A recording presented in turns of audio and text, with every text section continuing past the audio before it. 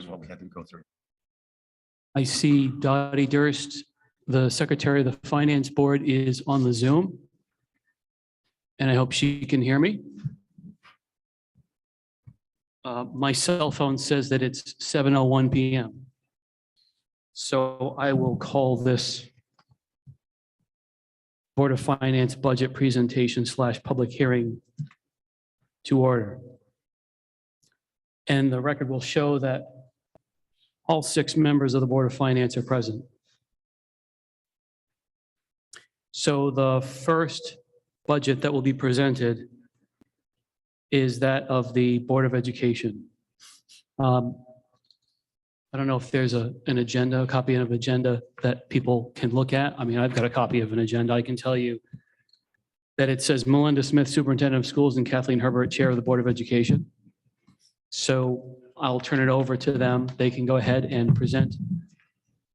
This is the fiscal 23 proposed budgets from each respective board, Board of Selectmen and Board of Education. So fiscal year 23. Go ahead, Kathleen. Good evening. I'm going to start us off, and then I'm going to turn over to Superintendent Melinda Smith. But first, before I start my presentation, I'd like to take a minute to remember the brave fighting people of the Ukraine. Pray for their country.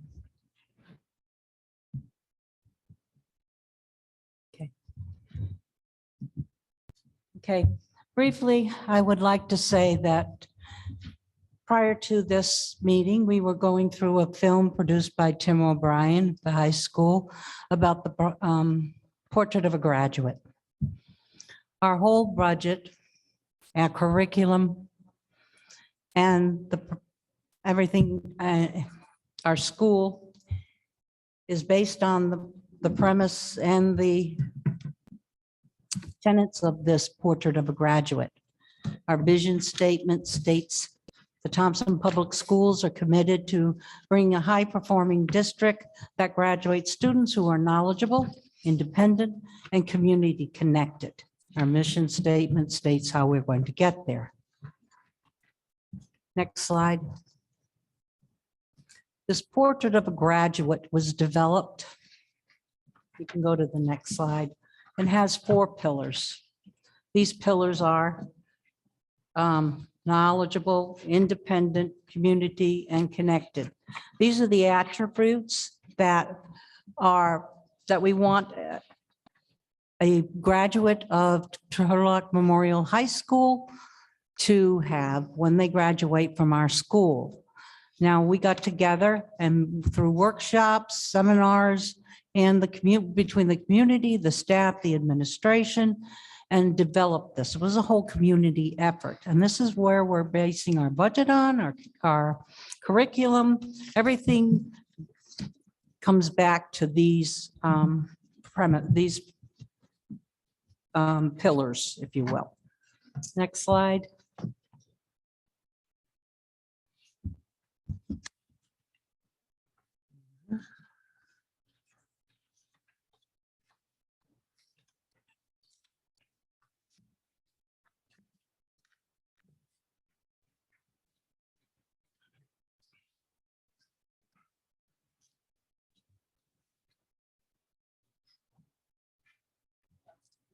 Okay.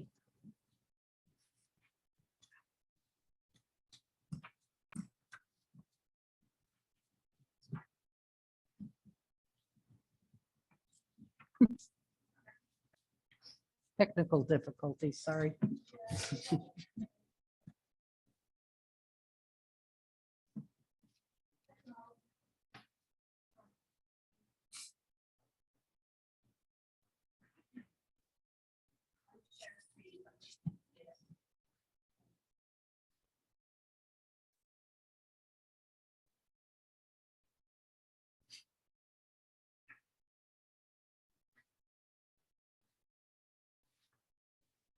For those of you who missed the short film at the beginning of this meeting, it's going to be posted or is posted on the school's website.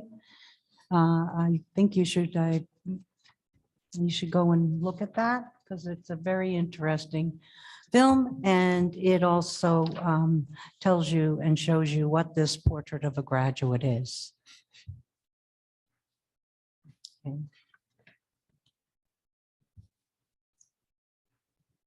And we can flip through the next few slides until we get to slide 13, Danielle.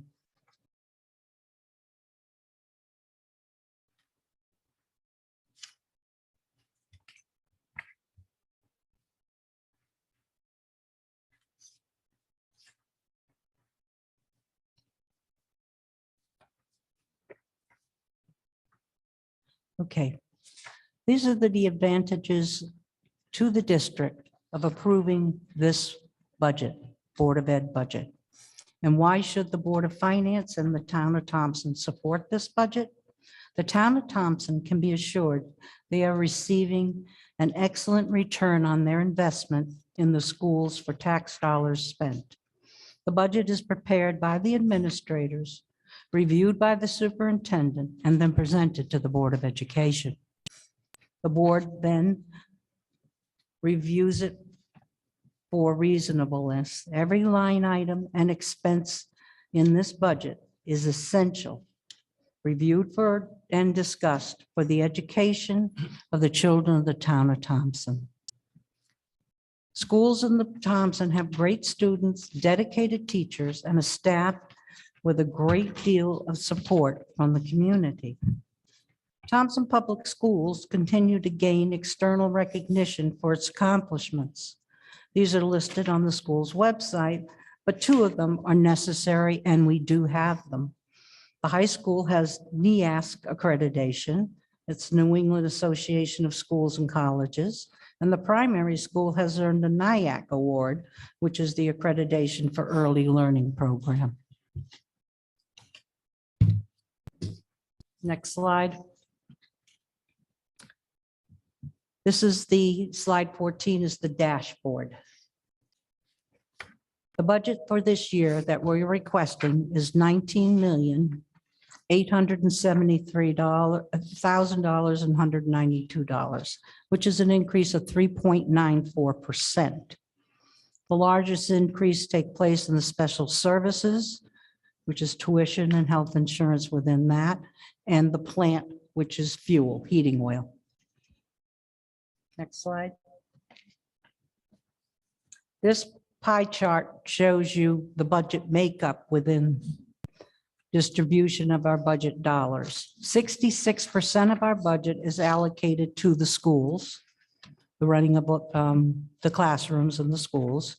12% is for administration, and that includes the superintendent, the business manager, human resources, liability insurance, pension funds, and expenses in those areas. 11% of the budget is for facilities. This includes heating oil, some gasoline, and janitors, et cetera, and maintenance. 6% is for the busing.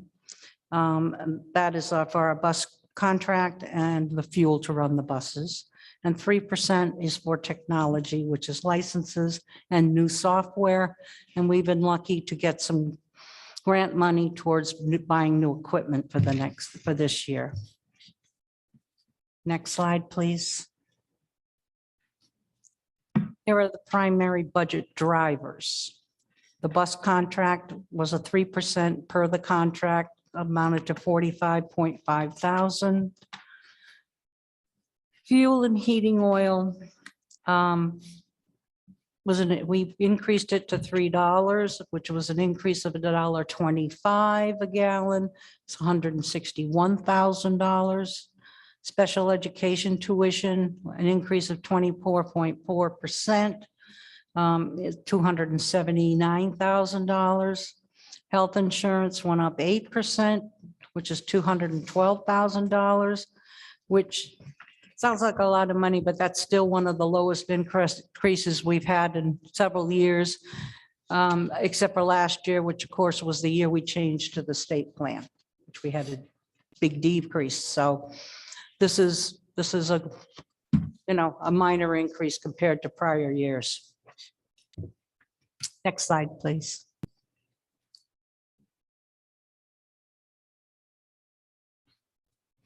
Challenges facing our school system and our district are, we have no funding in this budget for unanticipated expenditures. Our budget aligns with the portrait of a graduate, but the district needs to fund support personnel and social emotional learning, especially in this time as we're coming out of the COVID crisis. The district has some ongoing short and long-term capital needs that have not been addressed in this budget.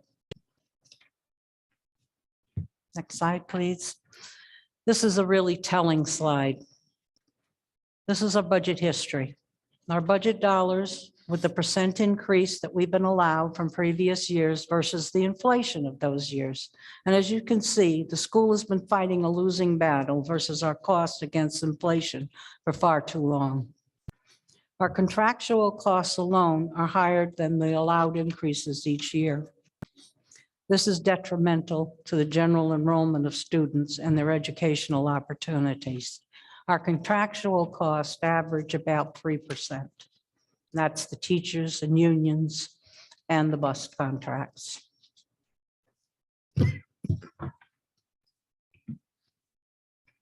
Next slide. The pie chart, this is our fixed cost versus variable cost. This chart shows how little room there is left for the school to maneuver in. Schools are by their nature labor intensive. Most of our labor force is under union contracts, as are tuition for out-of-district placement, fuel, and insurance, which are the other large cost components in this budget. And its fixed cost here are not, as you can say, aligned with a business fixed cost, where we're pretty much, we have to have a certain amount of teachers, a certain amount of paras and cafeteria help. We can't just let teachers go, and we're not as flexible as an industry might be. Next slide, please. And this slide is a slide that I think is very interesting. And this is where our funds come from. The pie chart shows us where the funds of the 19.8 million proposed school budget will come from.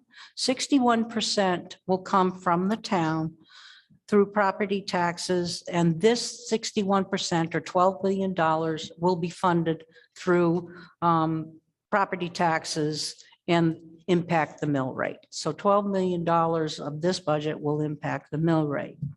38% will come from the state through educational cost savings, a sharing fund, and 1% will be funded by the special education excess reimbursement cost.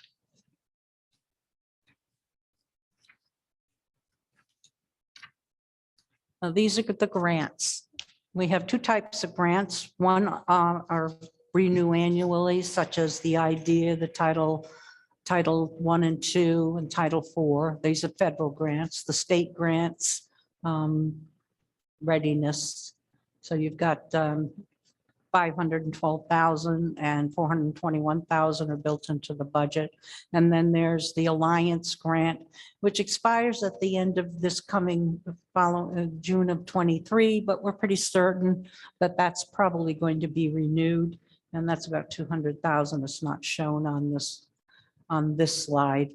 Then we have, next slide, then we have the two special grants, the ESSER II and the ESSER III grants, which is known as the American Rescue Plan. These grants were, obviously, you're familiar with these grants, and they allowed us to buy some pretty important equipment and to fund some pretty important staffing that we needed, but these aren't going to come down the pike anymore. This was a one-time deal, and we used them, but they had pretty strict parameters that we had to adhere to. And the next slide shows the staffing. Now, these IDEA grants, these are renewable and we'll always staff these, use these for staffing. The Alliance grant hopefully will be renewed, and we'll use that for the student support coordinator. And their duty is to, and it's very critical that we keep this position. This person seeks out kids in the high school that are in danger of failing or have failed a class and helps them make up this class or classes so that they'll be able to graduate with their peers. It's working very well, and we need to keep this person on board. The ESSER 2 is funding a social worker, which again is another critical position in our school system, given the demographics of this town. And the ARP, the American Rescue Plan, right now is funding 5 teachers.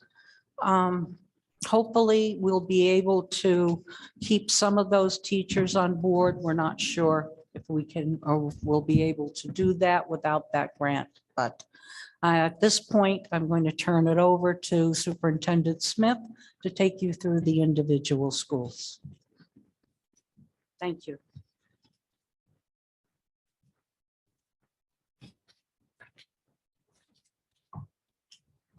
Thank you, Kathleen. Good evening, members of the Board of Finance and everyone here tonight. So we want to make clear that in this particular budget, we have no new programs. We didn't add any programs. We haven't added any new staff. What we want to do in this budget is maintain the programs that we currently have in place. So because of that, I asked the principals to give us a little highlight of what they're going to be working on in the year to come. And some of this work is already underway. So next slide, Danielle. At Turtle Lot Memorial High School, Dr. Nate Mayo, and he couldn't be here with us this evening. He had a pre-scheduled personal day, but he wanted to let us know that these are the 5 areas that he's working on at Turtle Lot. First of all, we want to retain our students that are going to graduate from grade 8, and we want them to rise to take advantage of the wonderful programs at our high school. And so working on programming and alignment with the middle school, one of the big things we did that didn't cost a dime is that we aligned the 2 schedules. At the end of the day, there are 2 periods that align with the middle school and the 8th grade team. And so we have students that are in 8th grade that can go up to the high school, take classes of interest and earn high school credit. They're getting a leg up so that they can take advantage of some of those advanced placement classes when they're juniors and seniors. And that didn't cost us anything. That was just simply scheduling alignment. Our graduation rate needs some work. And so Dr. Mayo and his team are really focusing on support systems that can help reduce our dropout rate. We need to increase our 4-year graduation rate, and we also really need to start to reduce chronic absenteeism. The pandemic did not help. We were on a good mission with working on chronic absenteeism. However, the pandemic did have a negative impact on the number of days students come to school. And then certainly we want to prepare our students for life after Turtle Lot, and that's where the Portrait of a Graduate work comes in. Next slide, Danielle. At our middle school, we have a program to enhance positive behavioral supports and intervention programs. That is to catch students doing the right thing, give them an incentive for that, and hope that that is going to spread in the school. And that program is really strong now and well underway. We developed some intercession classes. Those were 2 weeks at the beginning of the school year and then 2 weeks in January, where we were able to add extra classes that students couldn't ordinarily take at the high school and the middle school. And a lot of that was aligned with career pathway interests. Students are also developing individual student success plans, and we're working on our tutoring and academic boot camp at the middle school. And the art money came in really handy because we were able to hire staff to stay after school to tutor students in small group at all levels, elementary, middle, and high. Next slide. And Danielle, you can keep going. So we are always looking inward and trying to develop programs that aren't going to have a budget impact. And so we know that our science scores need to come up. We need to have a very comprehensive way to implement the science curriculum, K-8. And so we are going to take a unified art position and we are going to transfer that to science so that our students will have a very strong foundation in science K-8 before they go up to the high school. We are creating additional instructional time in classrooms for math and reading. New schedules developed for Mary R. Fisher next year. And we are monitoring the implementation of science and all the other curriculum areas at each level. Okay, our next slide. So one of the things that Mr. Prentice and his team, they have started the PBIS program at his school to reward and, support good behavior, appropriate behavior. And as you can see, we have curriculum leaders that we were able to implement this year that are developing curriculum documents that will be accessible to the public by the end of the school year on our new website. So we're very excited about that. Next slide, Danielle. In special education, which you always say is a big budget driver, there's been a lot of gains made. However, our special education programs are anchored in federal and state law. And so these are the laws that we must adhere to, and we must provide programming for students who can't learn in a general setting. Next slide. And so if you look at 24.46% of our population are students with individual education plans, and another 7.75% of our population have 504 plans, and those are plans where students need specialized accommodations, which require specialized staffing. Next slide. And so every year we budget for the students that we have currently in district and the students that are currently in out of district placements. And that's been the philosophy over the last several years. But as you can see by this chart, the yellow bar indicates what we budgeted for, and then the salmon color bar is actually what we spend. And actually every year since I've been here, our special education costs have exceeded the budget. And so in the budget that we present to you this evening, there is a contingency of funds set aside so that if we have students move into the district, that we're able to cover the costs of their out of district programming, or even maybe some specialized programming that we need to have here in the district. Next slide. So that percentage translates into numbers, translates into pupils, right? 227 of our students right now have individual education plans, and 77 students have a 504. That number has increased significantly since I've been here. This is my 5th year. So currently, 304 students, a third of our population, requires specialized instruction. And those specialized staff that work with those children, which include special ed teachers, paraprofessionals, and all of the support service providers, total 46 staff positions. Next slide. And then you can see how the money is broken down in the special ed department by their supplies, but the out of district placements take the biggest chunk out of that pie. Special education, and under the direction of Dr. Christopher Jones, has made really great strides over the past several years. There's definitely open communication with our families. We have a Best Buddy program where non-disabled peers work with disabled peers together. We have a unified sports program where non-disabled peers and disabled peers play a specific sport together. Right now, we're working on basketball. There's a specialized curriculum that those students are using if they're in a least restrictive environment.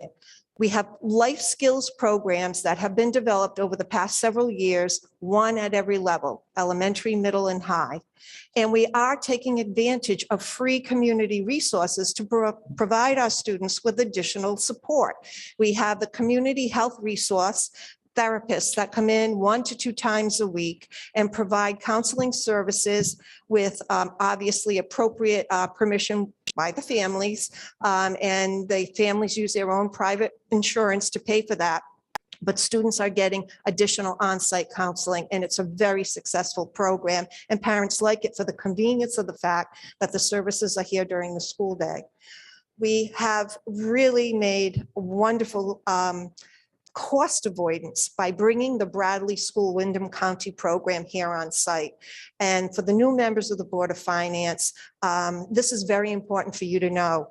Bradley School operates out of Thompson Public Schools. There is a class at every level, elementary, middle, and high. It's still considered not a district placement, and the district does still pay tuition to send our students to that placement. However, it's drastically reduced. We don't have to pay for out-of-district transportation, and we are also tuitioning in. The Bradley program also brings in students from other districts, and we receive a discount as a result of those students coming in from other districts. Hadn't we put this program in, I don't know where we would be right now. There's 22 students enrolled in that program, and Dr. Jones, I believe, is at 11 Thompson students that are in that program. Yes. We are very careful to take advantage of any kind of Medicaid reimbursement that we can find. It's a lot of paperwork for our staff, but we make sure that we take in all the dollars that we can to offset the cost of special ed. Dr. Jones is working on a special ed advisory committee for parents, and that should be underway this year. And the new program that the Board of Finance and the town of Thompson allowed us to add, a transition teacher, is a lot of cost avoidance. That's for a program for students that are 18 to 22. By law, we must provide that program. In the past, we were sending those students to out-of-district placements. Next slide. And we're talking about that. So here's what's happening now in that program. So we must offer the program, and we can either offer it on site, or we can send students out. And that's what we were doing up till this year. Our current program has 3 students. It has a special educator and a paraprofessional, and the total cost for that program is $106,000. Students ride our current transportation to school, so there's no additional cost for transportation. Our previous cost for those 3 students would have been $310,000. So you can see that there is a cost avoidance there by having our own programs and developing our own programs on site. And I am very proud of the work that's been done in special education to avoid unnecessary costs. Next slide. So here is the transition room. And what's unique about this room is that we took an ordinary classroom and we turned it into a studio apartment. And that studio apartment and all the equipment that you see there was donated by Lowe's. Dr. Jones developed a partnership with Lowe's, and their employees not only donated all of that, the sinks and the dishwasher and the dryer and the washer and the refrigerator, but they came in and they worked with Bill Birch's team and they installed all of that. And it's a beautiful space, and our students are really thriving in that program. And we're saving $200,000 by implementing our own program. So kudos to everybody that's involved in that program. Let's talk about technology. So our technology department, we usually have in our budget a cycle to replace hardware.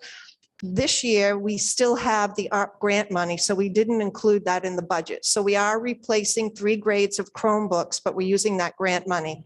We are replacing 1 grade at the high school, and that is in the budget. And then we have some wireless access points. However, we use grant funding to upgrade our wireless access points. And we are outfitting the high school and other location with flat panel interactive boards. Heather Burns, our Director of Technology, has recently written a grant, and she's hoping to outfit the whole high school with those flat board panels. Those are not also in our budget. And then we need to continue to maintain our infrastructure, our contracts, and upgrades when necessary to make sure that our technology program stays up to date. Next slide. So our facilities needs. So if you recall, members of the Board of Finance, last year, we had a wish list.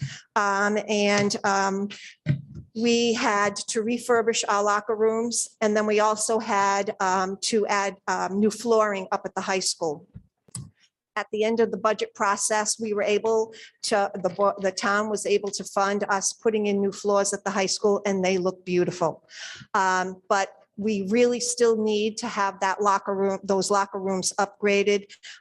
They're in use now, where last year they weren't. They were full of storage and surplus furniture that we couldn't put in classrooms. But now our athletic programs are running, and so those locker rooms are in abysmal condition. And there actually is a safety issue because many of the grids in there are broken and kids can easily get scratched or cut. We want to build a culinary arts program, and we're working on that. Right now, we have about $100,000 toward that. The total cost of refurbing that space is $274,000. Now that we have the new floors at the high school, the walls and lockers really look very shabby. And so to upgrade all of that would be another $42,000. Now, none of these figures are in our budget. And then, of course, there's audio equipment that we need to upgrade in the gymnasiums for safety purposes. We're still hoping that there's going to be a security grant to come out for that. And we would love to see an ADA swing set put in at Mary R. Fisher. The PTO raised funds for the swing. However, the site work far exceeds the cost of the swing. So these are on our wish list, but the top one, and they're in priority order, but the top, the locker rooms are really in bad shape. And I don't know if these pictures that are coming next will do it justice, but you can see that they're rusty, and those grids on the lockers in the locker room there for the athletic programs are just a mess. And, you know, now that you see the beautiful floors, and you can see those floors, but now the old shabby lockers do need an upgrade. Next slide. And then this is our current FCS room, our Family Consumer Science classroom. And it is really dated and it's really worn. Next slide. And so we had an architect come in and design the space. That's where we got that quote of $274,000.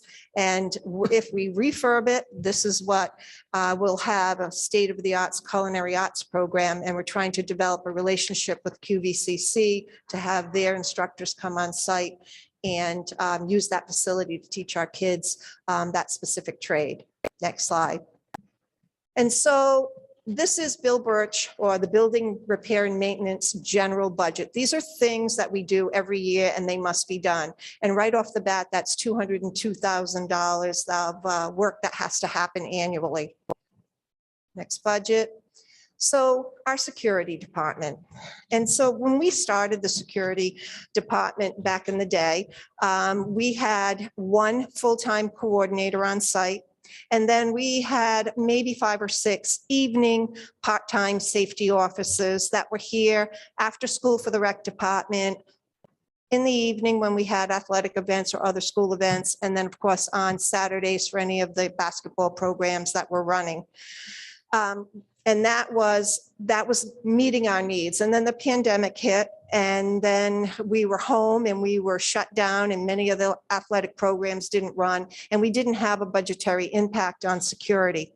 However, now we need to have 3 daytime security people, 1 in each school, because I like to say post-pandemic, but when the students came back to school this year, they've exhibited very high level of social emotional behaviors. And so it's been a safety concern across the board. And so we have extra security staff patrolling the schools. And then parents never did feel comfortable returning their children to the school buses. And many parents drive their children to school. And every day we have 200 plus vehicles up on this campus, which is causing a logistical nightmare with traffic and students walking And so we have critical key points around the campus that we need to have crossing guards and security personnel there. And then, of course, we still have our recreation department coverage and then the evening and weekend events. But that has had an impact on our security budget. This year, we had to transfer some money from one account to another. The Board of Ed approved that to cover the hours that we have to have for traffic control and safety control. But we did ask the town to consider increasing the security allocation. And we also asked the Board of Ed to put extra dollars there. I don't know what next year is going to bring, and I don't know if parents will feel more comfortable being, putting their students on buses. We hope so. We'd like to see that traffic minimized on the campus each day. Next slide. And so the appendix. The appendix has a lot of good information, and I'm not going to go through each slide, but it has a lot of good information about staffing, especially if you're interested in special education. It has some interesting pie charts and some other data that support our budget. So that is the end of the Board of Education presentation, and I will turn it over to Amy St. Ange, the first selectman of Thompson, Town of Thompson.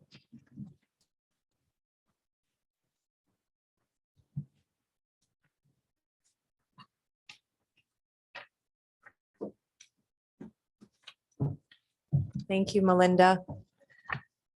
Evening, members of the Board of Finance, members of the public that are here this evening, and those that are logged in virtually. Thanks for being here this evening. I will say that for people that are here in the live audience, we do have copies of our Selectmen's update. There's a flyer about an upcoming FOIA workshop, and there is also detailed information about the expenditures that the Board of Selectmen has proposed for this year's general town budget. So feel free to come up and take a copy. For the Board of Finance members, I did provide you last night with many detailed reports in regard to the expenditures that are proposed. So I hope that was good information for you.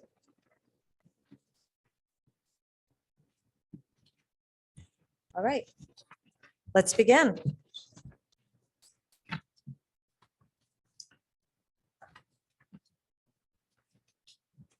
So the fiscal year 23 Board of Selectmen proposed budget.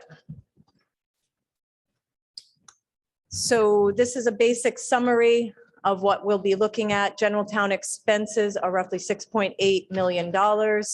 Capital requests that the Board of Selectmen have moved forward with are 1.2 or $1.3 million. And debt service, debt that we currently owe for this year is $1.1 million. Total expenditures approximately $9.2 million. Our estimated general town revenue, not including the ECS grant, which was approximately 7.8 million, plus the Turtle Lot Trust revenue, that's sort of an in and out line item, is $2.1 million. So that therefore the amount to be raised by taxation within the town of Thompson is $7,121,506. So this year, the Board of Selectmen has chosen, some of the increases that we're seeing this year in this year's budget are a new initiative. It's a bold initiative, and that's the addition of a new town administrator. A town administrator will bring stability to the administration within the town hall, provide continuity, and really hammer home focus. Unlike when you're having to re-elect a new first selectman every 2 years, this town administrator will be a hired position and they will be there consistently. There is also some technology upgrades that we had to complete for cybersecurity reasons within our insurance. So there are some increases there. We're also proposing that our animal control officer, who is extremely taxed and busy, become a full-time position. Just as the school is facing increases in fuel costs, the town is also facing those increases. Roughly, we're projecting about $45,000. There will also be increased municipal insurance cost, roughly about 10%, which we figure is about $18,000. One of the biggest increases to our budget this year will be an increase to fire and ambulance service. We have increased the stipend to the departments, but additionally, we are moving towards a 24/7 ambulance service combined potentially with Putnam EMS. Those details are still being worked out, but that's roughly $178,000 increase to our budget this year. However, it will be providing 24/7 service to our residents. And that is something that we can't sacrifice. There's a few other initiatives. One is the Eastern Connecticut Land Bank, which we've proposed $10,000. The Eastern Connecticut Land Bank is a nonprofit that will be assisting us with brownfield cleanup. We specifically targeted 630 Riverside Drive, the old Belding Corticelli site. They will be assisting us with some brownfield grants. Northeastern Connecticut Transit District increased their fees by 3% this year, and Northeast District Department of Health increased their fees by approximately 7%. Okay, we're going to move on to capital requests now. The capital requests that the Board of Selectmen has chosen to move forward with, there are 7 of them: revaluation services, road resurfacing and repairs, a new 9-ton plow truck for the Department of Public Works, a fire marshal work truck, design engineering on the Buckley Hill Road bridges, new computers for library staff, and upgrades to the TMHS locker room. Okay, the first being revaluation. The town was previously contracted with NECOG for these services. Proposed costs through NECOG were close to $150,000. The Assessors Department, under the leadership of Paul Hopkins, has created a 5-year plan to accomplish revaluation-related expenses in-house over the next 5 years. The estimated savings to the town will be $55,000 to $75,000. So the amount requested for this is $25,000. Road resurfacing and repairs. In the past 2 years, our Public Works Department has reclaimed and resurfaced 12.6% of our town roads. In this coming construction season, we're just planning for some small projects, catch basin rebuilds and repairs on numerous roads, culvert repairs at Watson Road and Labonte Road, drainage repair at Emil Drive and Valley View Road. We plan to reclaim and pave Norman Hill Road, Old Route 12, and Plum Road. The Blaine Road intersection is going to be reworked so that it's not as wonky, so to speak. It's under a plan that was developed by J&D Engineering and approved by the state Connecticut DOT. That plan, construction should begin in the spring. And then lastly, we'll be preparing Fabian Road and Lowell Davis Road for reclamation and paving to begin in 2023 season.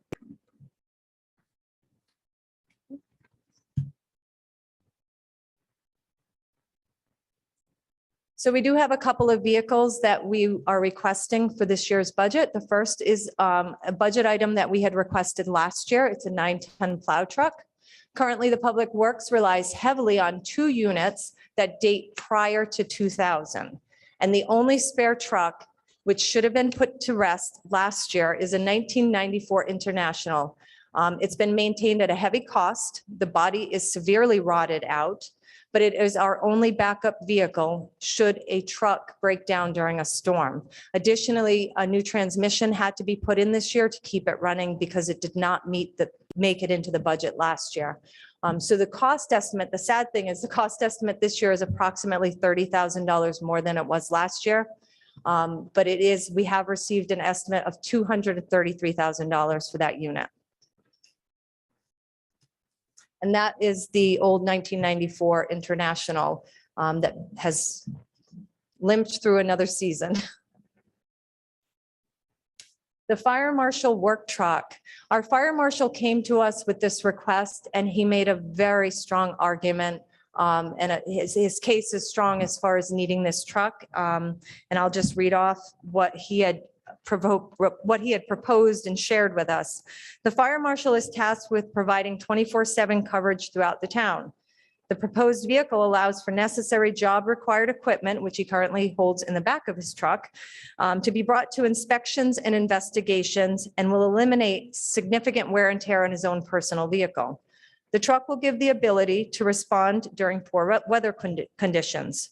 It will allow for a marked vehicle to be brought onto a private property, so therefore it will be labeled as a town vehicle. The truck can be used as a mobile office during daily duties, including a place for scene interviews. It will also prevent exposure to cancer-causing carcinogens, feces, bed bugs, and hoarding conditions during investigations and inspections for the fire marshal. And his family. So a fire marshal goes out, he inspects apartment complexes. He is sometimes put in homes that are not as clean. But the biggest thing is the carcinogens, because if he's putting his equipment into his personal truck, his family he transports to school, and it just puts them at risk. So this vehicle, if purchased, can be decontaminated properly with no exposure to others. The cost estimate is $55,157, but that also includes a radio system, lights, and a truck cab with storage drawers.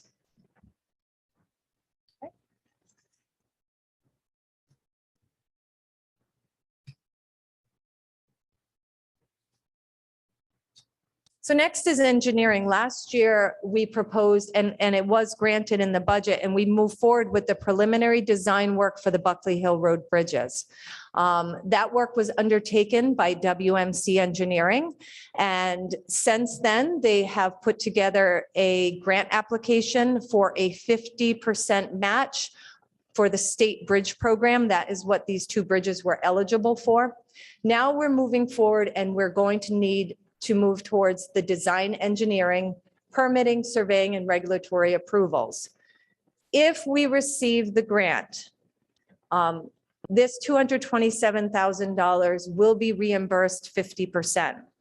The total cost for the repair of the Buckley Hill Road bridges is $3.2 million. But it is to the point where we have to do something. That road is currently closed to truck traffic because of the condition of the bridges. And the next slide, you'll see some of the photos that WMC, actually the state DOT had taken when they classified the bridge as severely poor condition. So there is an immediate need to replace these bridges.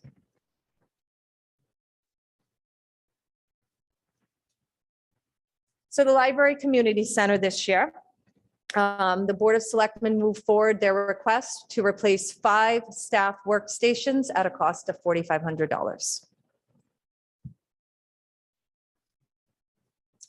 And the last slide is upgrades to the Turtle Lot Memorial High School in preparation for, you say it, NEASC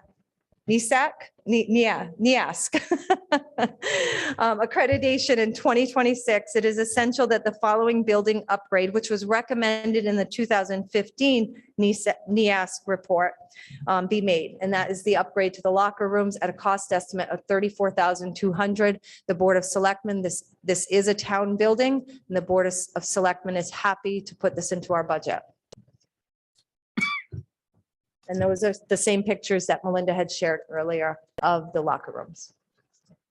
So in conclusion, the Board of Selectmen have put together what we believe is a strong budget that will continue the forward momentum of the past 2 years. The budget supports our Public Works Department with valuable equipment and funds to continue to improve the roadways in Thompson. This budget also propels us into the future with new initiatives that will provide stability and consistency within the administrative functioning of Town Hall. Most importantly, it places an emphasis on improving fire and EMS service to ensure our residents are protected 24/7. I respectfully request that the Board of Finance accept our recommendations for the fiscal year 23 General Fund and Capital Improvement Program. Thank you.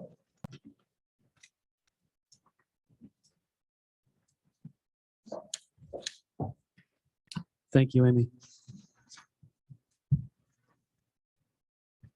So traditionally, when we have these budget presentations, after the Board of Selectmen and the Board of Education have presented their proposed budgets for the year, we open it to questions and comments from the audience. In fact, it's even an item on the agenda here. So if there's any member of the audience who has a question or wants to make a comment about what we've seen here so far this evening, they're welcome to approach one of the two microphones. And of course, we have some people who are joining us on the Zoom, so they're welcome to raise their hand.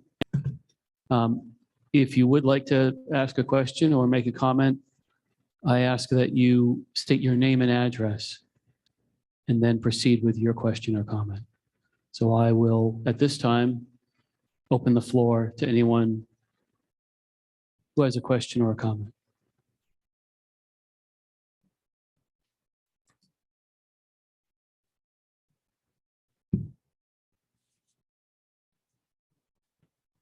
Anyone?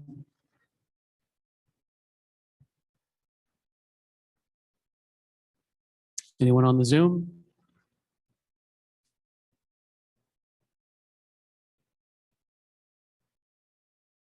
Okay. So this meeting is now going to recess. The reason we're recessing is to relocate down to the town hall in the Merrill Sine room. Why are we doing that? Because this year is the first year that we are launching a software program. In previous years, the 6 members of the Board of Finance would sit around the table with these big thick printouts, and we would just do it the old-fashioned way. And this is the first year that we're doing it through a software program that will have all the numbers on it. Well, I know that the software program works down in the Merrill Sine room.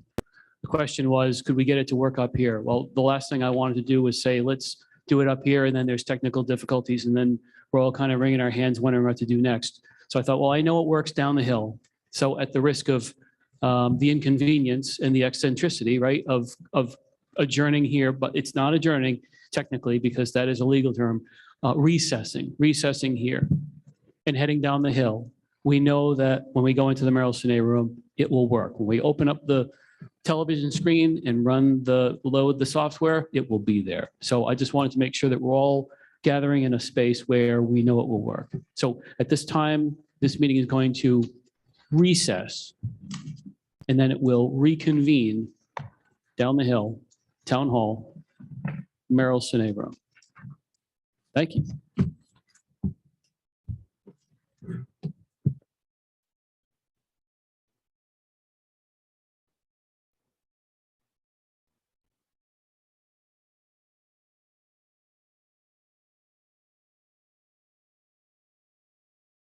It's 8:07 p.m. And after a recess and relocation, all Merrill Sine room, we're now reconvened, and this meeting will now continue. We typically, when we gather around this table for a Board of Finance meeting, we start off with citizens' comment. So I thought that we are keeping in tradition, that we fair to do that. So at this time, is there any citizen here in the room who has comment at this time? Citizen with a comment. Is there any citizen on the Zoom who has a comment?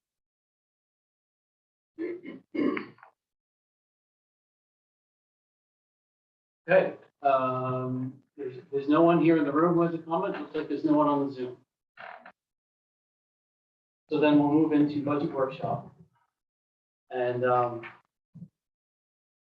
so we have these printouts here available to us. This goes into some detail as far as, at least on the Board of Selectmen side, what was presented to us.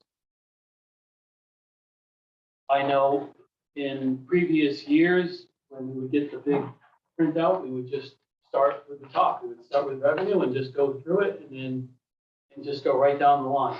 I know in Orla would be here, the finance director, and she would walk us through the numbers. So I guess we have our interim finance person No, with us this evening. no, he Okay. could not be here tonight. Fair enough. Is that person available at future meetings? Yes. Terrific. So I guess I'm sort of willing to kind of put this on the table and kind of look around and take a sort of a sense from 6 of us. How do you want to proceed at this point? Anybody has any thoughts? I'm open. Well, this is the first time we see this, so. Looked at the previous copy, which we were given without any of this detailed information. I'm concerned with it. I haven't had time to make suggestions. I want to commend the lady for the presentation. Additional materials that she made available to us. First concern would be to make a motion to table item 7, is it, Mr. Chairman? So item 7 on the agenda is budget workshop. That is true. For lack of time and information to review the materials. All right, so there is a motion on the table. There's a motion to table. There's a motion to table item 7 of the agenda. Is there anyone who cares to second that motion? So Dave has the motion and Larry has the second. Any thoughts on this motion? Go ahead. I have 2 comments. I think it's a good motion. I understand why. I understand why you want to table it and give us time to digest it. I have two thoughts for tonight, just to use a little bit of the time. One would be to me, go through what we would like to see so that when we reconvene, that would give Guy LaPointe and Amy Sana some time to maybe not change the numbers, but maybe change, if we want to look at percentages or absolute dollar adjustments. Maybe that would help if we did that tonight for them to look back. And then the second thing would be, we want to perhaps do just a rundown on some of the revenue side. If Amy can voice track why the revenue is where it is, what are the drivers? And I can see a little value in just going over the revenue. But those would be my only 2 comments. The local revenue. Yeah, thank you. Again, that would be if Amy's prepared to speak to the whys. We can look at the numbers ourselves. Sure, right. If there's some why and voice track around where they landed, then that could be helpful. I think an analysis of this present proposal versus the original. Give me the opportunity to ask some questions which are meaningful. Right now, I'm just comparing numbers, mentally adding and subtracting. Maybe you can do it right, but I need time. I think the formatting, what we'd like to see would be helpful to go through that tonight. I think the revenues and the expenses and the revenue are equally important, and I like to have a little time to look at the revenue as well, because there's maybe things there that pop up when you have a little time to look at it. So I just like to. I know now, but when you look at the first selectman for the amount of 175, that doesn't tell me anything. That's not her what she's getting. So that should be explained. Somebody pick it up and say, what, she's making $175,000? I think that Should be a separate item. yeah, that's why it's there. So then, I know now that where it's kind of going into the direction of is that kind of layout, format, design that Rob was talking about. Does that mean that, because there is a motion and a second on the table, Okay. if we want to proceed and spend some time here. Typically, these budget workshops go until 9 p.m. until we start getting close to town meeting time, and we kind of have to. Mhm. So then but even then, Oh, I we'll meet like Tuesdays, Thursdays, just to get it done, so we don't have to be here burning the midnight oil. Do we want to make use of some of the 45 minutes that we have available to us? That's the question. That's sort of what's on the table. Well, I'm bringing that up now. Yep. So that that is corrected, so that no one picks it up and to them saying, oh, wait a minute, she doesn't get that. And if she is, why? Okay? Make it right. Whatever the extra is in it for, it should be somewhere in there. So if we were to approve the motion to table, then we would basically be cutting off. We would then be leaving item 7. If we don't approve the table, then we can move forward with the discussion that we're having now and see where we want to go with the 45 minutes that we have in front of us. We can always adjourn 15 minutes from now, 20 minutes from now, half an hour from now. We move through this quickly. We don't have to spend the balance of 45 just because it's in front of us. But we do have some time that we can use if we want to. It's just that we've got this motion and a second in front of us. We could withdraw the motion in the second and just stay with budget workshop, or we could take the vote. Another comment, I agree that there's not gonna be a lot of value to dive into the numbers, to Dave's point. The reason I'm asking that we spend a little bit of time on our expectations is I don't wanna be here in a week from now and then go through that, and we don't get a good use out of those 2 hours, half hour into it, we recess, and now we're into the third. I'd like to just talk a little bit about what we wanna see, because I don't think this is what we wanna see. We want explanations around it, we want percentages and deltas.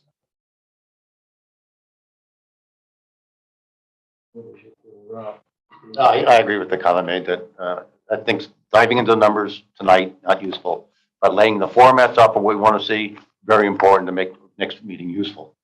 Yeah, is that what you're saying, Rob? Yeah.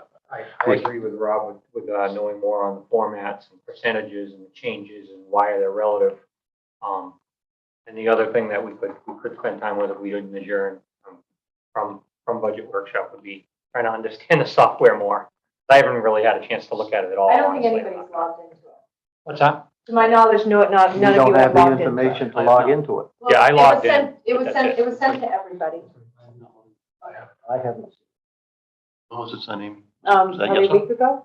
Oh, But after tonight, it can be resent out. The sort of the login page and all this. I've not logged in either, It so still works. I'm no better than anybody else. But it can be resent. I haven't seen it. I must have missed it. On Because I've got most everything else.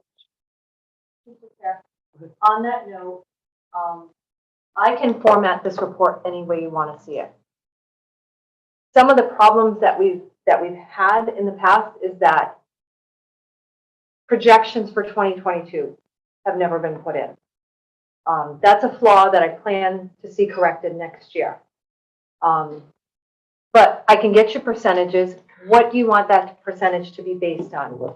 Actuals from 2021 or? So we can get to that. What I want to do is, we've got a motion and a second on the table. I'll withdraw the motion momentarily. So Dave's going to withdraw the motion. Larry, are you willing to withdraw your second? Second. Yes, you are? What's that? Are you willing? Willing Dave to say what withdraws he his said, yeah. motion. Are you willing to withdraw your second? If you are, Well, I then will, then for now. we can proceed with budget I workshop. will, for now. Make use of the balance of the 45 minutes or some portion thereof. Mhm. And so now we can move back to the first selectman who's talking about formats I that can would be format helpful this to us. report any way you want. Just know that some of the data will be relatively inconclusive because we don't have 2022 actuals to date. That's a flaw that will be corrected by next year. We used to rely on Orla to put in the projections, never got done. So, but now with this software, each department head in the future will be able to enter in. Additionally, I know that first selectman line, it says 175. There is a subcategory, and I just have to figure out how to get that to show for you. There's a subcategory where we added the town administrator. This program interfaces with Munis, which is the accounting software. And currently, there is only a first selectman salary in the first selectman budget. So an entire new account has to be added, which we won't do unless this actually passes. Well, I think it ought to be there. It's there in a subcategory, I just But have it's to, not in the budget. Well, let's hold up our discussion on the items until we have the format set out. Let's do the formats I'm first. doing my best. No, I understand that. I would suggest that we add the percentages and the amounts compared to the budget. Since we don't have a 22 To the expected 22 budget, to the We have 22 the budget. We got the 22 budget. We don't have actual expenditure. Right. So I would say that if, my thought is, let's see deltas in dollars and deltas in percent compared to the budget of 2022. I'd rather have it against projected, but we don't have it. Two other comments, Mr. Chairman. I could not find any allowance for uncollected taxes. Normally, we put in about 210,000 for uncollected taxes. And I didn't see any allowance for veterans homeowner discount. It may be there, but I haven't had the time to dwell into the nitty-gritty of this budget yet. But those are two items which happen to appear on the face page of last year's budget.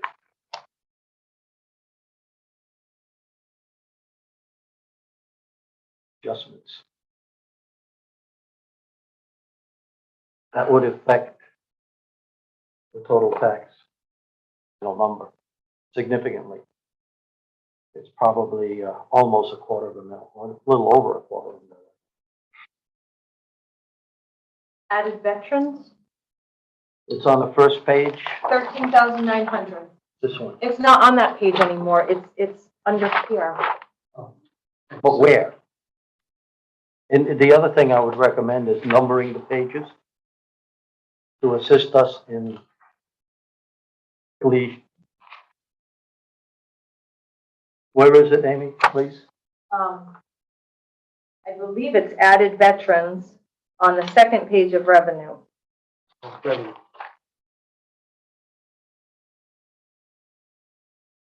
I'm mistaken. I worked side by side with Orla I before see she left. added veterans, 20,000, That's the original budget from 2022. and you're proposing 13,900. 13.9, because that's been traditionally, well, in 2021, that was the actual. But that's not a revenue here, that's a. The other, I don't understand. That's it. I don't have Expense my, usually. yeah, that's an expense, it's not a Okay. revenue. then you're right, I don't have that in there. I have to, I will find out about that. And then, and the other item here is the allowance for uncollected taxes, and Rainey would have that number. We usually get that from him. Go ahead. So Aaron, if I may, I think numbering the pages makes a lot of sense. I would also just renumber every line item. And then if there's a subset in line item department, number every department, and then subsets within that. So you could go, department 20, and then you could have 20.1 or 20A. Might be. Some sequence. Yeah, so we don't find what we're talking about. Later, Steve says, I have a question about 21C, we can get there right away. That's just a formatting kind of thing. I can, it's listed when it pulls over from units, it's 9901, 1305, 55502. That's okay? Yeah, those numbers were. I can definitely add that in. And I think we need some room, considerable room to have inserted text. I don't know if we need inserted text on every single line, but certainly on the most important, the bigger drivers, I should say. The bigger drivers are movements. Is this an Like a notes.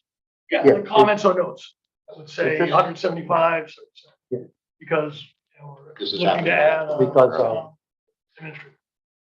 So Amy, is this an Excel program? I mean, can you shift these columns? I can share it to Excel as well.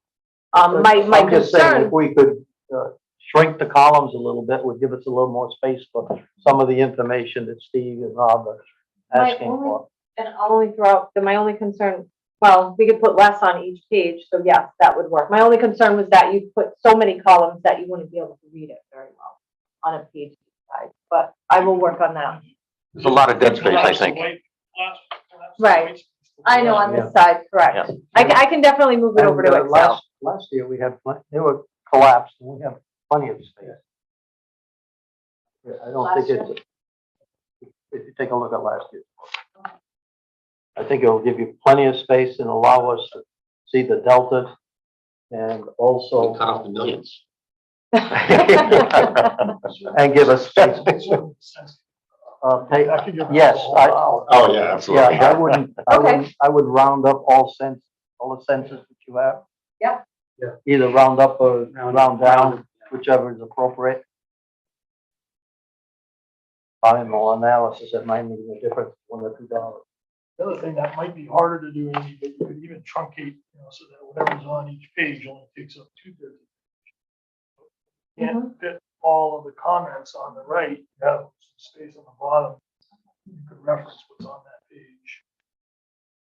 Then you guys go, I don't want to do too much, but I think we're gonna want to go back to The numbering and the little space will be You good. know, do it in the old days with big books, is I would literally write in the white space, Yeah. right on each page, what my thoughts were and where I was planning on making changes. We normally put a line So, down the yeah, way you're gonna write, so that's probably what, leave the bottom third of the page blank, yeah. And I if think that works for me. it's numbered, then we can just quote the number in our comment. Yes.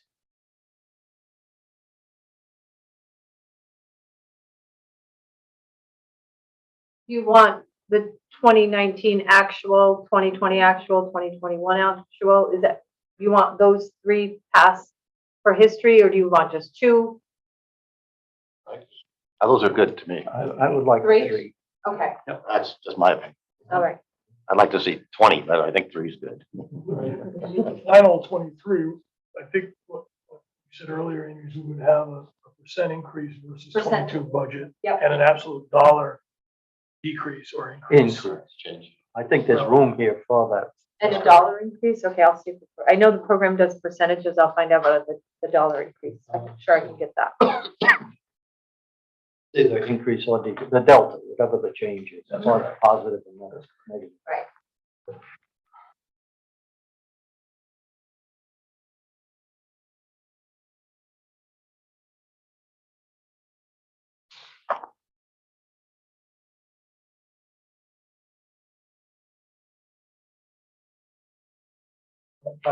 This is my last one. I totally understand why you can't do estimate for the 2022. You don't have that, or it's not. You didn't call it an estimate, you called it a Projection. projection. I can get you the reports. Well, this is something that's come up a few times, and I think with Guy, we should stress it. 2022 budget was started a year ago, almost to the day. It was finalized 10 months ago. And there's no way that we know today with that level of accuracy 10 months ago. So we really on a go forward, I would think we would benefit from knowing kind of where, not only where the actual spend is, but what the estimate for the rest of the year is. So the budget was 1, and you're partway through, and you've spent 60 cents for actual spend, estimate to spend an additional 30, and you know you're under by 10 cents. Or actual was 60, we're going to spend another 60, we're over by 20 cents. So it gives you that forward look, because once you have the numbers, it's too late to make any impact to them. That's historical. So I think that would be valuable going forward. And for this year, since we don't have that level of granularity, at least I think it'd be important for somebody to go through any big misses up or down. Could be a handful of 5 or 10. Any areas where we're off by more than X%, I think it would be good to at least highlight those, like the salt, for example. We know that one. There may be others. It could be missed either way under or way over. What was the last report that Olive put in? Did she put in a report for February? Or A January? report for the Board of Finance, January? December. December was the last one? Because that has, Guy that, has been working She on left it February reconciling 2nd. January. Right. that report has the information you're asking. Has at least 6 months. Yeah, which is, Still good. it's better than nothing at Better all. than nothing. At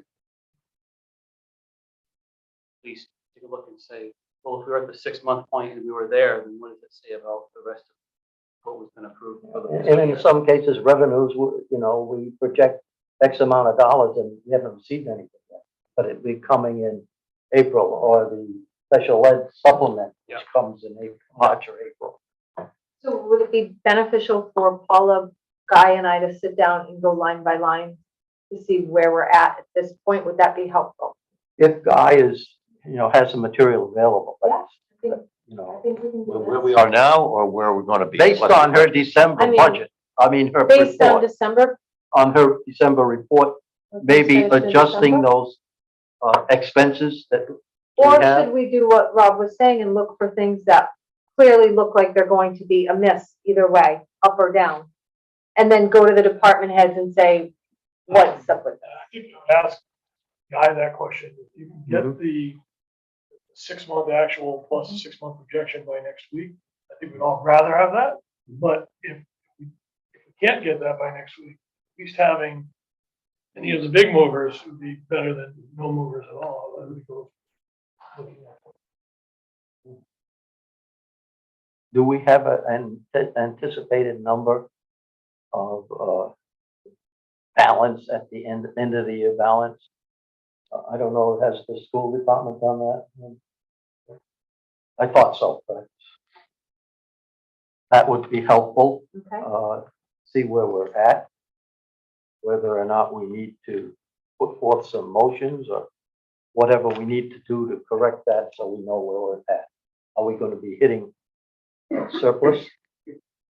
I think we are, but I need to know that. Do you think you can pull together a 2022 estimate in a week? That's wonderful. You could do that. That's a lot of Well, with a lot of lines, a lot of thinking and. Well, that's why I was And leaning I towards- appreciate Guy joining, but he doesn't know anything about the town yet. So him trying to estimate what's really gonna happen, I don't think it's all gonna of that be there. information Paula should have in terms of expenditures and the POs that are outstanding. That gives you an estimate of expenses to come. And knowing those two numbers, we can draw a conclusion from that.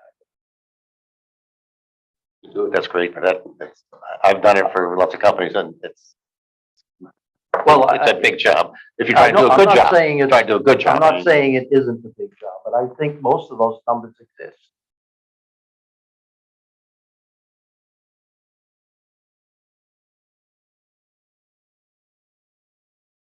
Yeah, we're talking thousands of lines. It's the again, reports, wonderful if you do it, but wow. thank you, Steve, for your consideration with that. And I will say that the Munis reports are not very user-friendly. So it almost reminds me of an old dot matrix printer. with the tear off sheets. Probably was But, designed for but that we can do originally. our best. Sure, that'd be great. Up for the challenge. Did we retain Orla in any way? I just think how she has been doing that work for the last, 7 years? And granted, she's gone on 6 years, 7 years, she's gone on to the city of Norwich, but I just wonder how quickly would she be able to do that? Maybe it takes her a long time, and I just don't know because I've never done that before. But I just wonder if I just thought I'd toss it out there, if there's any merit to bringing her in on some type of consultation basis, just to put that together, if she can do it quickly. I don't know. I think, I think Guy could get it done Yeah. quickly. I think Guy and Paula can With probably, Paula. the and numbers me should be helping there. with It's the a matter of. system, I think we'll be good. I know that she's been doing it for her job for the last 6, 7 years. And usually you get pretty good at stuff like that. So thought I would mention.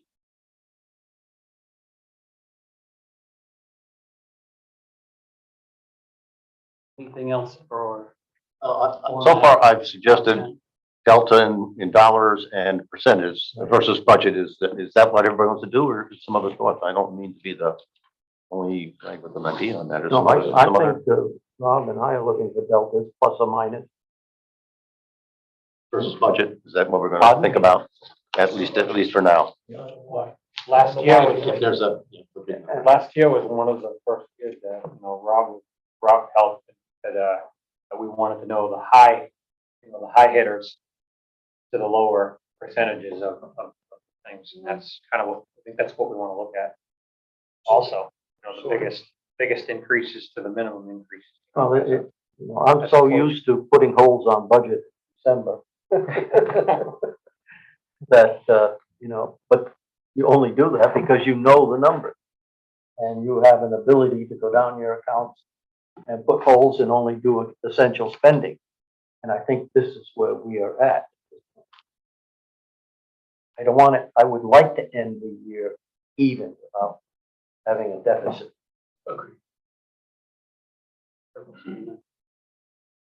Do we want to perhaps go to an Excel format? I think this format is good. Question. If we're working, say, next Thursday, and we change a number, can you change it on your computer? Yes, absolutely. And will that automatically change everything as an Excel program will?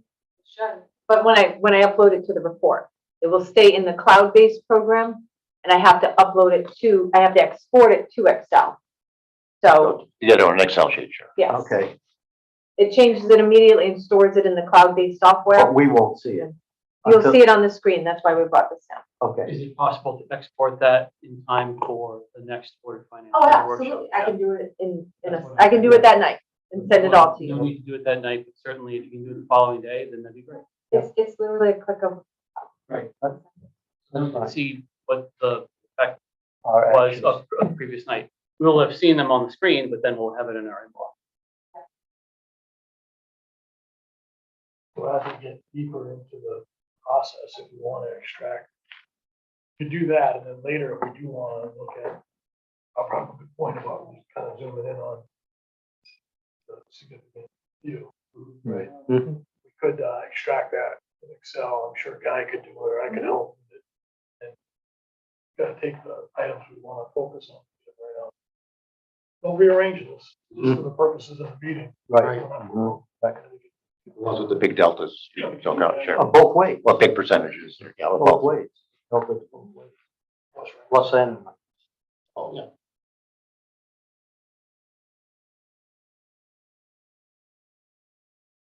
So have we basically come to a conclusion on the format that we want to see? Yeah, Okay. yeah, use the new system. Look at it. Yeah, can we take the new system and make these? you don't want a digital budget We know version. what this is. We'll have documents, on the holds. Yeah. Thank you for your comedic.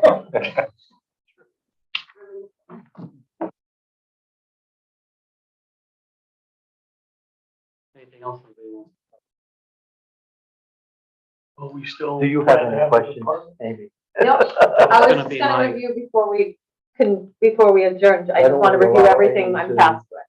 Review our comments. Well, that's it. And I just have a couple of other thoughts. So I know when we did it the old fashioned way, we print out the book and we would just follow through department this and then flip the page and then department this and then flip the page and department this. And so various department heads who are responsible for various departments within the town hall and the Board of Education, they would obviously talk to each other the next day and say, how far did the Board of Finance get? Because then you know when your turn is coming up.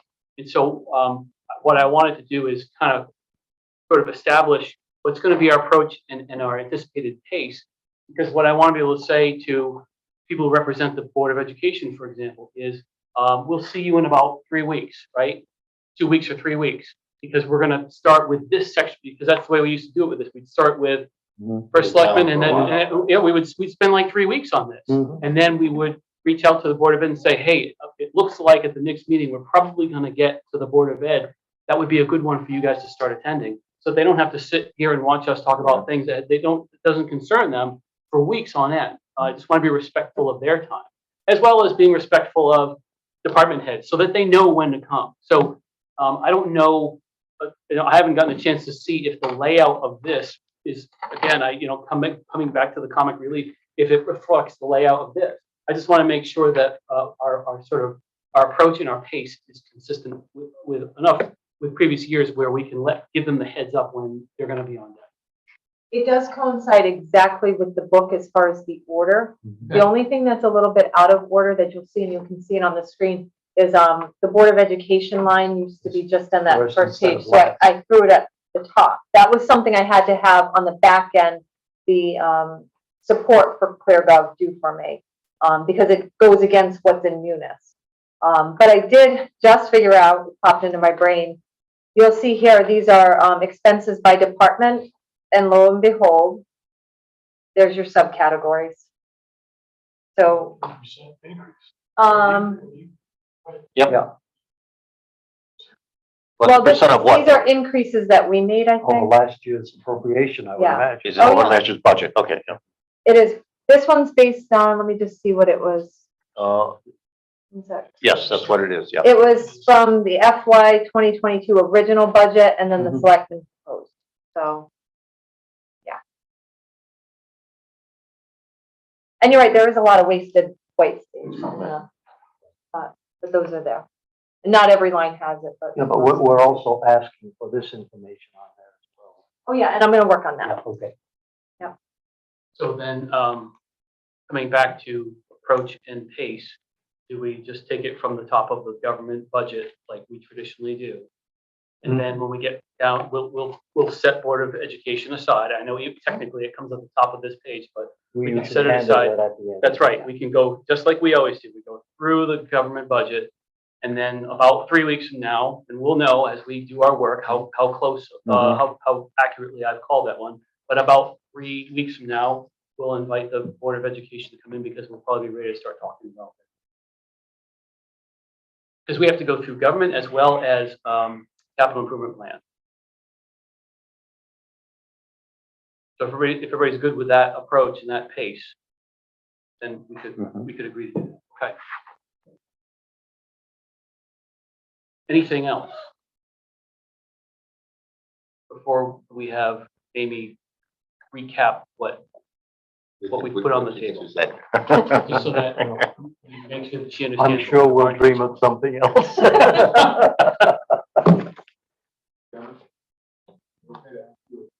Go ahead. We know if a mill equals all what, Good question. It varies over time. but. That's you it. know what the color is? I don't know. Oh. That might be something. 24.90. Well, mill. the mill rate. No, no, no. What- What's a dollar amount per mill? We had that last, we get the. But 400 and. Right, that's usually when that question comes up, we all look at Orla and say, how much is a mill these days? Yeah. She's usually got a good general That might idea. be something to include But that's, on the previous mill rate versus Yeah. the new mill rate. yeah, and so, that's, I was just gonna say, and you know what, Tom, thank you so much for raising that, because this opening page, I used to call this the summary page, or the home page, whatever you want to call it. But this was basically it told you where we are, like old mill rate, proposed mill rate, what that means for an increase. I did the math up on when I grew up at the auditorium, and it was like 0.78. Yes, I think that's correct. that's where we're starting. And we would get into the season, we would Well- start asking questions like, how much would we need to come out of this budget in order to reach this or that or the other? We could be a little higher than this because of the omission of the uncollected tax. Good point. Good point. So we don't have a number. So 0.78 is the most accurate at this time. That's subject to change. Subject, it Subject will, to change. it will change. Yeah, if there's no uncollected accommodation in here for uncollected tax, if we do add one, then that would move it up higher. But so this summary page was great because it would give us like sort of a home page that we can come back to and say, okay, we've made changes. All right, let's go back to the home page, or how does it look? Okay, and that would tell us like how far we've moved the dials. I agree. And when the software, when I was working through it, that was my question. Well, where's the summary page? Yeah. And they were like, where's the summary In the page? dashboard. Right. Huh. I'll keep search, I'll see if I can figure out something, but we can always recreate that page and attach it. Okay, go ahead. So along those same lines, we don't have that. Yeah, you mean Okay. a Not only the dashboard? dashboard Right. page, but it can't be static. I don't think it can be static. Right. So, to add to your list, Amy, Yeah. when you speak with Guy, Right. and maybe start the night on the budget workshops. There was an export to Excel. Export it to Excel. And he can develop a Up to that page. homepage. Dashboard. Dashboard Yep, page dashboard. off of that Excel. I know we don't want to stay in Excel. We're gonna use it as a tool. And any changes that evening have to be either highlighted in Excel or written down, and then you go back into the software and change it afterwards. Because you're right, if we don't have that, not only if it's static, if we don't have that in a place where we can pull levers. Solid base. You know, we gotta be able to pull levers and move things and see the impacts. Otherwise, boy, we're gonna be circled. Can you ask Guy if he can Yeah. create a worksheet similar Yeah, So we that- can definitely work. on off of that extraction? Because then the following week, when everything gets updated, you gotta extract it in again. So it's gonna be. Every time we meet. You can do that. And I just think about typically when we get further into the budget season, as we get towards closer to the end of April. And, I feel like the first few meetings are usually gathering information, right? And then at some point, it's usually either the last meeting of March or the first meeting of April, we all kind of look around the table at each other and realize, all right, well, we need to start actually doing things, right? So let's reduce this, let's reduce that, let's reduce the other. Or how does that look? Okay, now let's reduce this, and okay, now how does it look? And you'll get to this point where you get sort of into that mid to late April point where you kind of look around and you say, okay, so you're willing to do this, you're willing to do that, because if we just can get X, it's going to reach us to our goal. And we're literally looking at the dashboard while we're kind of making these, I know I'm on record, so I hate to say trade-offs, but that's really what democracy boils down to. Is you're starting to make these trade-offs based on what you're seeing on the dashboard. And then you say, okay, Orla, make the change. And then you wait, she makes a change, and then you see it. You go, okay, so we still have X to go. And so that dashboard really kind of, when it comes down to crunch time, that's when that dashboard really guides. That's our windshield. That really guides what we're going to do.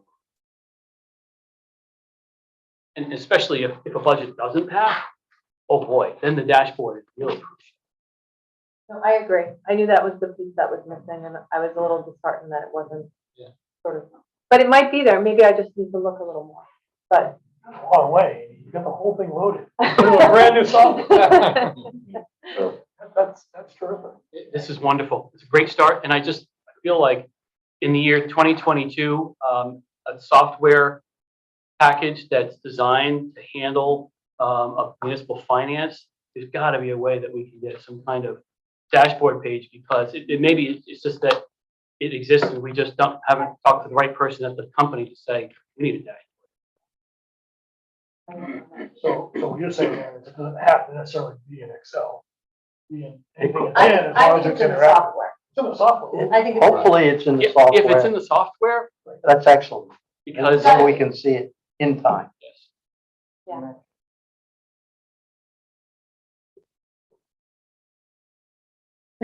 We're going to ask Amy for a sort of summary of what we think we've said. anything else before we compare notes so that we can make sure that Amy heard what we had to say. But we talked for half an hour, so she's got a lot. We're just gonna have to play around with the software to figure out how to. So, but we do want to do some projections. So we're going to be looking at actual 6 month projection. Guy and I will work on that. Potentially, if it becomes a little too overwhelming, we'll look for the big movers. You should have the 6 months. If she gave you the Right, December right. report. But I mean, the reports, we're going to go line by line potentially and look for the biggest drivers, the Right. things that are higher or I think lower. that's what Rob said. Right.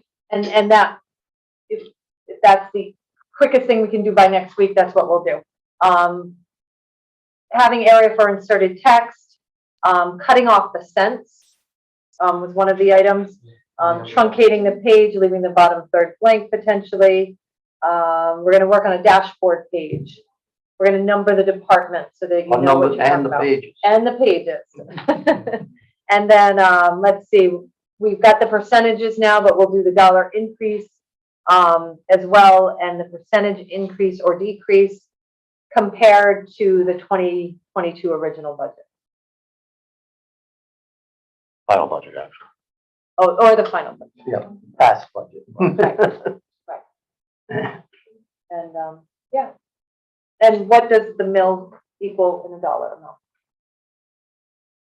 And we're okay with starting with government, general government, then going to capital improvement plan, then going to Board of Ed. Well, we gotta look And we at can that. start off with revenue. Well, I would rather wait, because I don't think all Let the it come facts together? are in Got it. Let it come the together. revenue at this point. Skip it a month. Fair enough. But so we'll start with general government side, and then go through that, and then the capital improvement plan, and then bring in the Board of Ed. Anything else? Well, the next item on the agenda would be, next item on the agenda. So we're okay with now officially moving out of budget workshop, right? Mhm. Next item on the agenda is board member comments. Any Board of Finance member comments?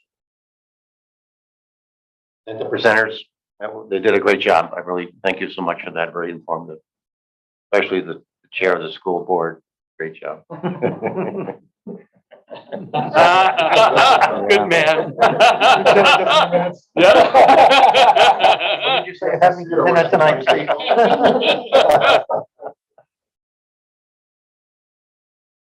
I will say, Sincerely, a very good job. I really. terrific work on launching, getting us as far as we are with this new software approach. I know that we're all familiar with this, not just us, but even you in the Board of Ed, we're all familiar with this. And so we could keep doing this forever. It's just that eventually it becomes inefficient. And so at some point you make the jump.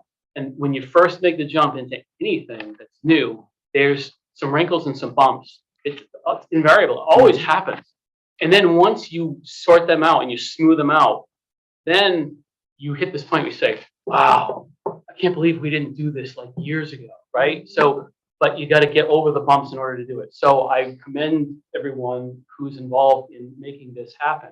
I commend them for doing this because we're getting over the bumps so that we can hit that point where we say this. So thank you. I piggyback on that with, we saw Orla under pressure, making adjustments. One of the things that always concerned me was, are there errors in the formula? Yep. Are there errors in where the cell is? It's still not perfect. You got to put data into this, but I think we're also in a place where there should be less room for inadvertent errors. Yes. A 5-10-year-old spreadsheet that's got some buried formulas connecting. I've been there, connecting it to another page. I could see her. Goes to the wrong going through cell, manual, stuff like that, and She yeah. knew that inside out. She was time to do it. So I think other side of that, will be a little more confidence, security, and what's in the system. Yes. There's a learning curve, but once we get there, I think it'll be. Yeah. Everybody remembers a few times during budget workshop, Orla would come and make adjustments Yes. to everything to bring the numbers all back to. Mhm. So, yeah, right. So lower incidence of human error. And I can remember there'd be times, coming back to my analogy of like late April, or especially if budget didn't pass, we were making changes. And we would say, okay, Orla, how does that look? And she would go, hold on a second.